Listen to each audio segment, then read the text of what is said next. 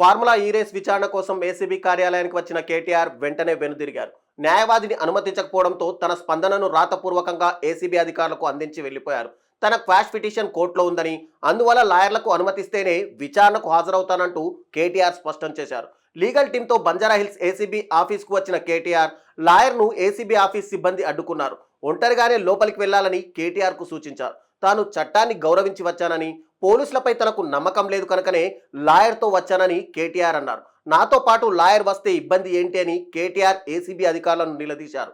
రాష్ట్రంలో రేవంత్ రాజ్యాంగం నడుస్తోందన్న కేటీఆర్ తప్పులు కేసులు బనాయించాలని చూస్తున్నారని ఆగ్రహం వ్యక్తం చేశారు.